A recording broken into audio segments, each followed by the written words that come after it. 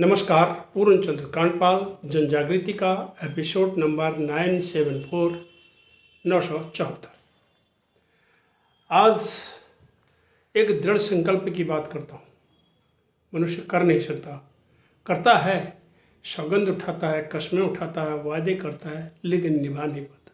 वही एक कहानी मैंने देखी, वो कहानी आपके सामने प्रस्तुत कर रहा हूँ।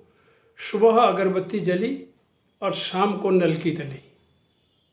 सुबह अगरबत्ती जली और शाम को नल की तली। ये नल की आपके समझ में आ गई है तो ठीक है, नहीं तो मैं बाद में बताता हूँ। सेवा में रहते हुए मेरे जीवन के करीब 2 साल जम्मू कश्मीर में बीते। श्रीनगर खास मेरा हेडक्वार्टर था, बाकी इधर उधर जाते थे।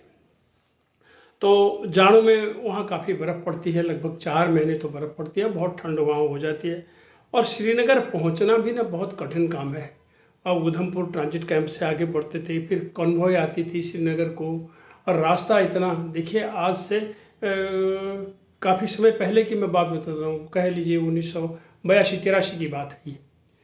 तो रास्ता बड़ा जटिल था। जरा रास्ता बता देता हूँ आपको। उधमपुर से निकले बटौट, पटनी टॉप, रामबन, चेनाब नदी, बनिहाल, काजीकुंड, पंपोर होते हुए श्रीनगर। कभी कभी रात हो जाती थी, कॉन्वॉय रास्ते में अटक जाती थी। लोग कठिन रास्ता था, अब सुनने में आया थोड़ा सा सुगम हो गया है। तो वहाँ मेरा ये संपर्क जो है एक मित्र से हुआ, सेना में रहते हुए। और मित्र से संपर्क जब हुआ तो फिर बातचीत होनी शुरू हुई।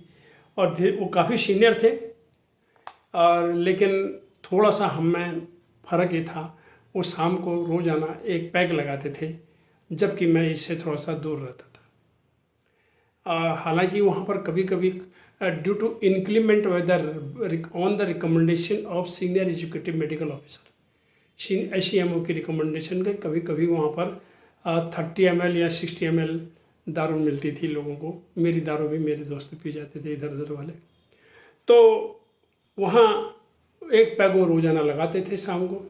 अब धीरे धीरे करके ये साहब जो है मेरे बारे में भी जानते थे। बोले यार आप इतनी बर्फ़ में ठंड पड़ रही है, और वो गमबूट मिलते थे पहनने के लिए, तो आप बिल्कुल नहीं लेते हो तो लेना, अब आप बीमार पड़ जाएंगे और ये हो जाएगा वो हो जाएगा, बहुत कुछ कहते थे। मैंने कहा सर ऐसा है, जब तक चल रहा नहीं तो कोई बात नहीं, ले लेंगे कभी एक आध चम्मच, एक आध ढक्कन ले लेंगे, कोई बात नहीं। पर ऐसे बात बढ़ती गई।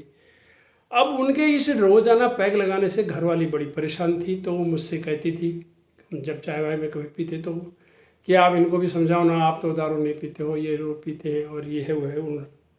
तो मैंने उनको समझाया, तो उन्होंने मेरे कहने पर ये वचन दे दिया।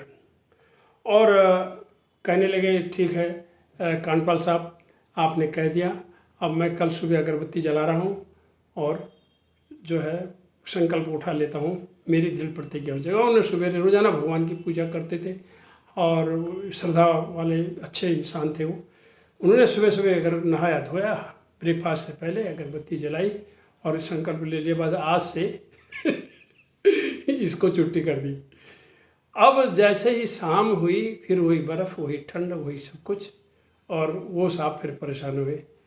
तो उन्होंने बोला कि ज़रा 2 नल की तल दे।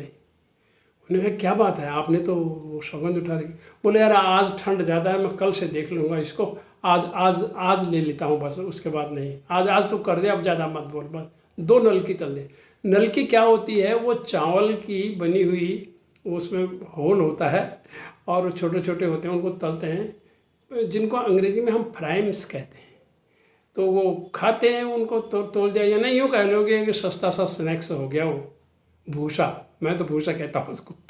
तो उन्होंने यही किया, बस फिर पड़ी और तो उन्होंने शुरू कर दिया। पत्नी ने 2-4 नल की दे दी और फिर उन्होंने शुरू कर दिया।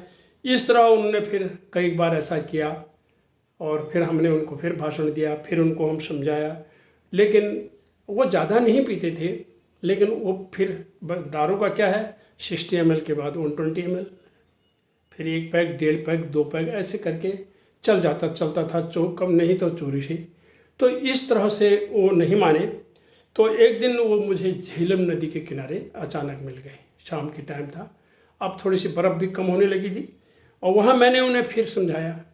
तो जब मैंने उन्हें कहा, तो मैंने कहा यार अब आप संकल्प ले लेना। उस दिन तो आपने सवेरे अगरबत्ती जली, फिर शाम को नल की तली कर दिया, अब आप इस झेलम के सामने तो कह दो कि मैं नहीं पीऊँगा, आज से दृढ़ संकल्प कर लो। कम से कम आप वो बहुत अच्छे थे और प्रोफेशनली बड़े एक्सपर्ट थे, हम उनसे सलाह लिया करते थे। लेकिन जब उन्होंने संकल्प लिया और उसके बाद एक दिन उनकी पत्नी बोली, अब पता नहीं क्या हुआ है, अचानक एक दिन कह रहे थे आपसे झेलम के किनारे मिले थे, तब से इन्होंने छोड़ रखी है।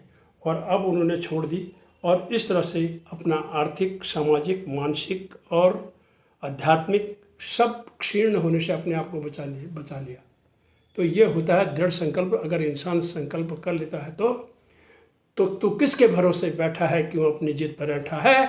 खुद को तो ललकार जरा, बैठ कर्म के आसन में। जब कर्म के आसन में बैठेगा, अपने को ललकारेगा, तो फिर संकल्प मजबूत हो जाएगा। फिर दारू भी छूट जाएगी, सब कुछ छूट जाएगा। धन्यवाद, नमस्कार।